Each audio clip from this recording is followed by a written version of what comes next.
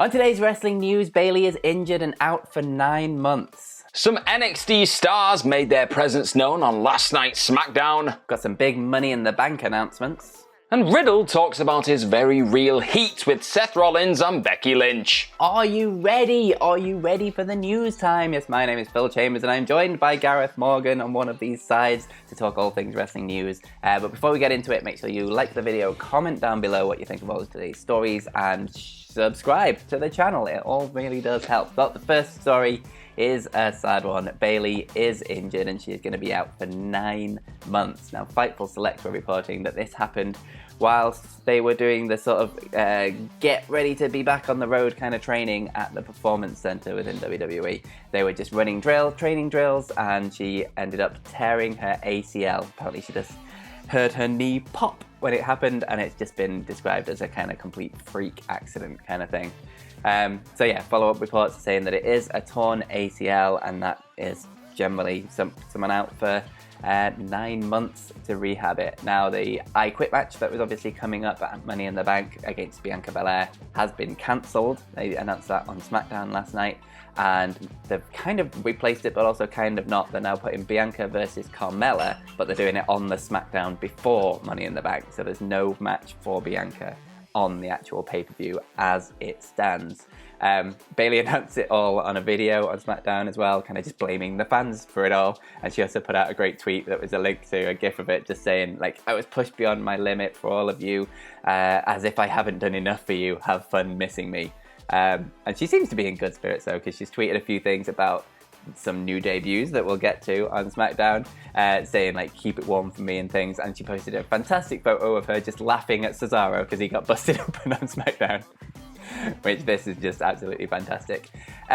So yeah, 9 months out. This absolutely sucks. She's been, I think no one can deny that she's been at one of the absolute stars of the sort of Performance Center, Thunderdome, kind of no fans era, and really just come into her own during this time period. And now on the show before fans come back, next week's SmackDown as fans, this gets announced and she doesn't get to have her run when the fans come back and hear all those glorious boos for her that I'm sure would have been so fantastic. But yeah, 9 months leaves it up to March-ish, March-April of next year, which WrestleMania happens around this time, so there's hope that she might be able to get a big return for hopefully a match at WrestleMania to just counteract what happened at this year's WrestleMania.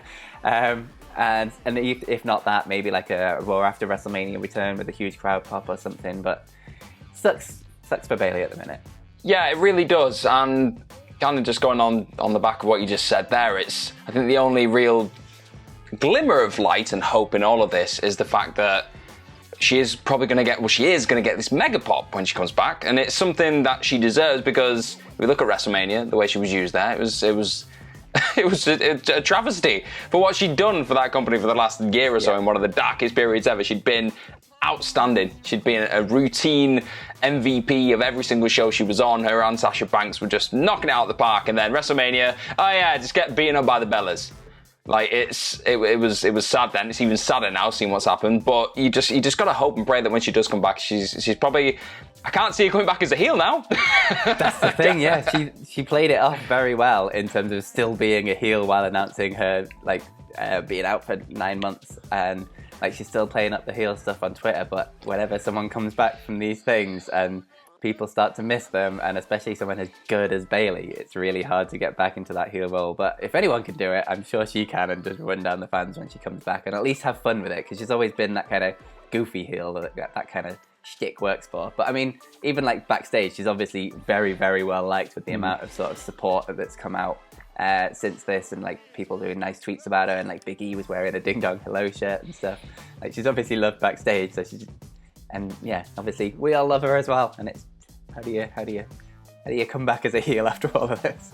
Yeah, let's just hope they don't go the Seth Rollins route of bringing her back as a heel and then just like going against the fan reaction completely and just getting a weird mess. Like, I don't know. If anyone can do it, Bayley can, but let's hope it's they're more sensitive to what's going on around them. But speaking of SmackDown last night, obviously we didn't have Bayley. That was a huge miss, but we had a big old gain because we had two NXT stars debut last night, technically on SmackDown, not just debut in the whole grand scheme of WWE, just on the main roster, you could call it.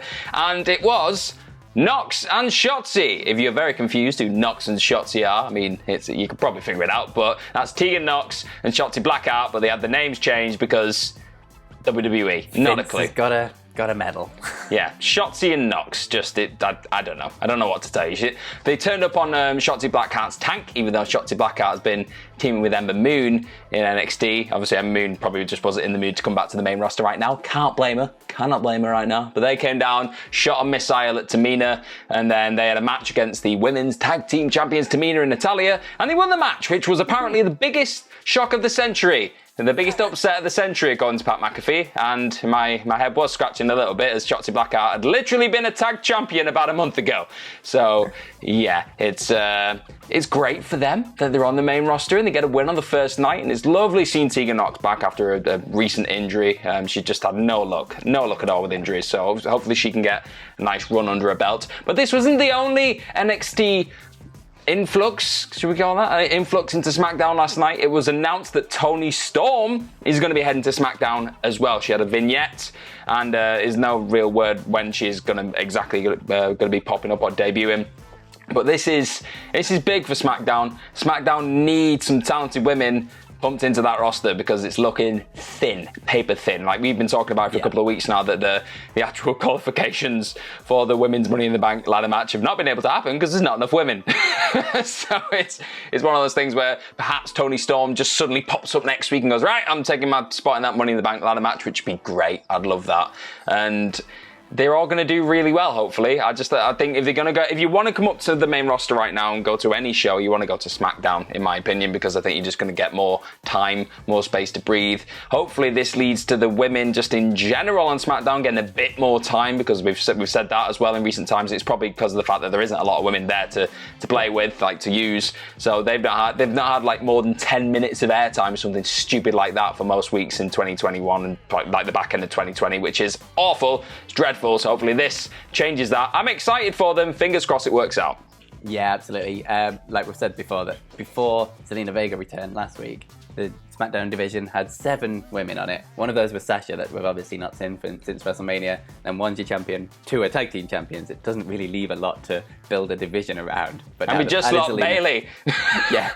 And yeah, just lost Bayley as well. So yeah, added Zelina Vega to that.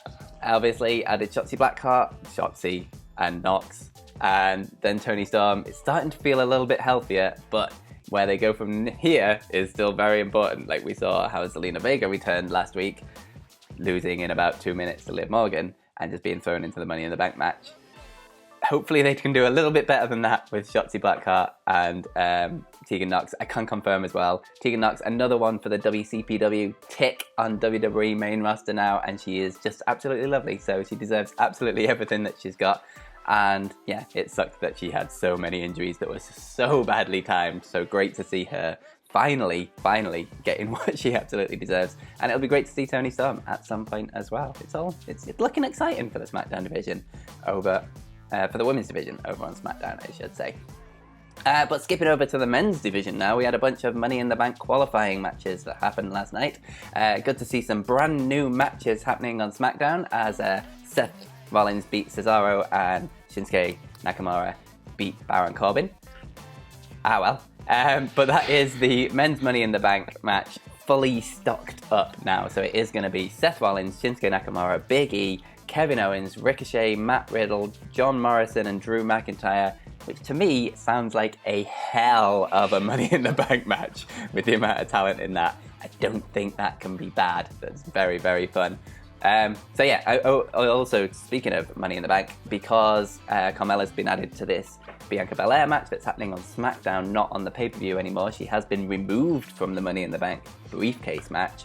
And Sonya Deville just kind of gave that spot to Liv Morgan. It was all a little bit strange. And it felt very last minute in the way that this has been thrown together. So yeah, Liv Morgan's got her spot in the Money in the Bank briefcase match. So that is, at the minute, going to be Liv Morgan, Zelina Vega, Asuka, Naomi, Nikki Cross, Alexa Bliss. But that still leaves 2 positions from the SmackDown women's roster to fill, which I'm sure we'll get next week. As for the rest of the card, obviously we've got Edge versus Roman Reigns for the Universal title, Bobby Lashley versus Kofi Kingston for the WWE title, and Charlotte versus Rhea Ripley for the Raw Women's title. And that's it so far. It's shaping up to be a fun pay-per-view. At least the Money in the Bank matches are shaping up to be very fun indeed. Yeah, and I like the fact that we've not got loads of random singles matches filling out the rest of the card just yet. I know we've got another couple of shows to go and they could just randomly throw things at them, but it could mean that we get a nice allotted amount of time for both Money in the Bank matches. I do this in the lead up to these kind of pay-per-views. I just sit back and just watch a ton of Money in the Bank matches, or like if it's in the lead up to Hell in a Cell, you watch loads of Hell in a Cell matches. And I think last night I watched the 2018 one with like Samoa Joe, Finn Balor, and it was absolutely star-studded. And I thought, you know what, I don't think we're going to get another Money in the Bank ladder match this star-studded. And then this happened. I was like, good. Oh it's my a really God. good mix of styles and things in this one as well. I'm really looking forward to it. And then the women's side of things, I mean, if Carmella doesn't win the SmackDown Women's Championship next week and she's been kicked out of the Money in the Bank, that is really really tough tough week, really. It's like, oh, okay, nothing. But I've got a feeling, I think she will lose that match on SmackDown, and I think she will still get put in the Money in the Bank ladder match in some way on next week's show. But speaking of two of the Money in the Bank participants now officially confirmed, Riddle and Seth Rollins.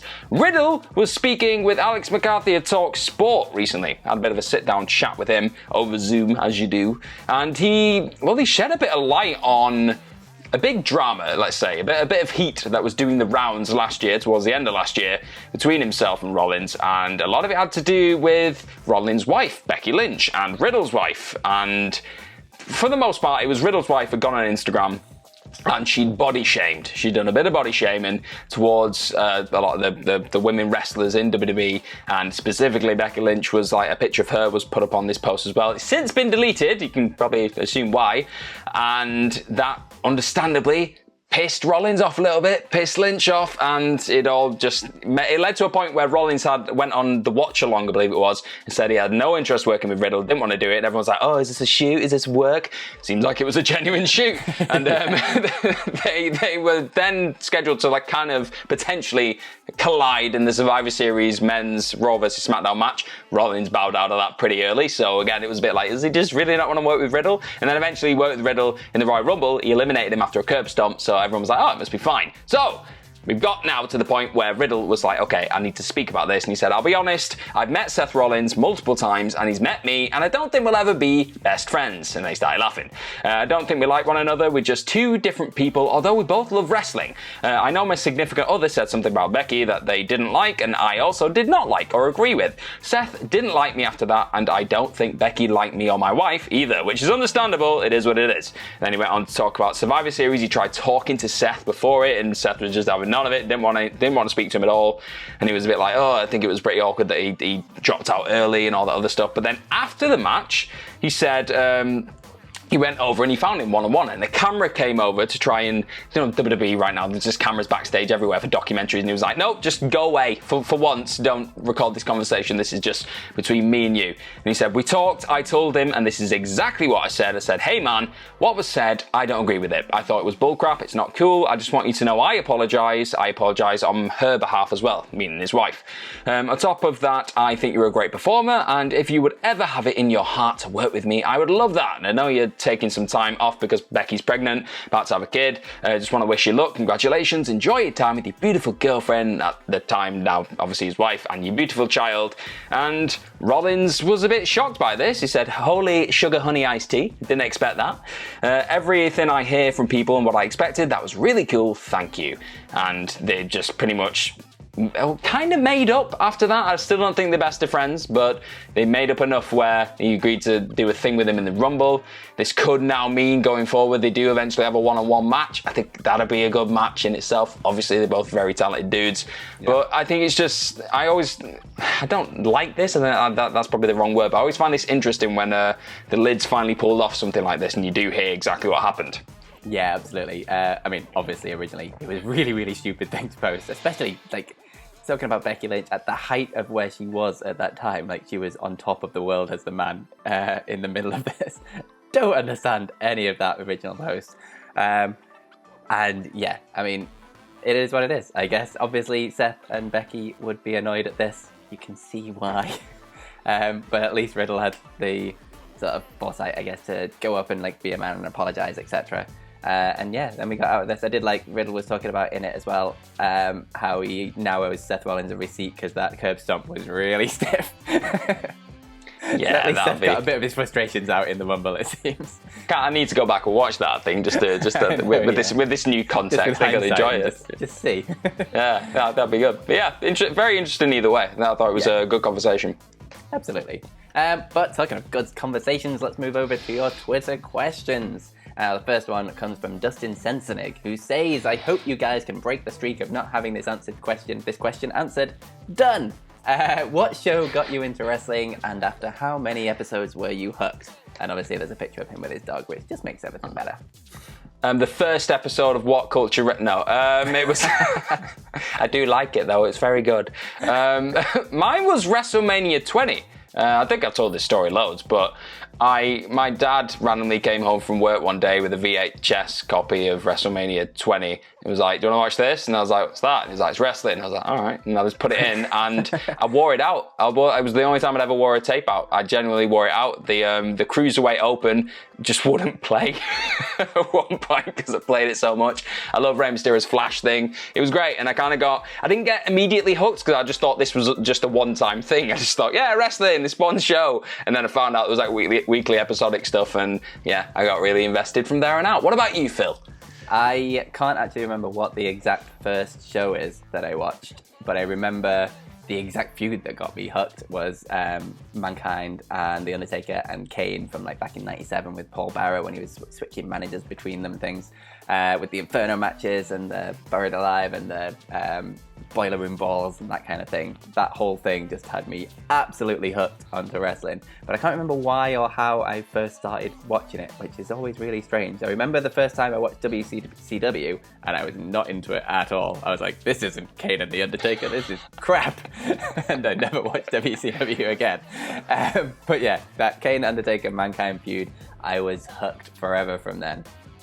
I mean, I very much hope Eric Bischoff isn't a fan of this show, because... Sorry, Bischoff. Just Barry wasn't for me. Screw WCW. The next question comes from Genetic, who says, gutted for Bayley, but who do we think fills that spot? Too much of a minor pay-per-view to bring Becky back for? ?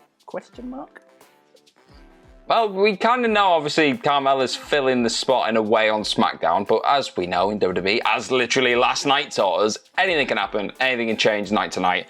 And I've just got a funny feeling it's the first show in front of fans, like a packed arena of fans for WWE in, 16 months, 17 months?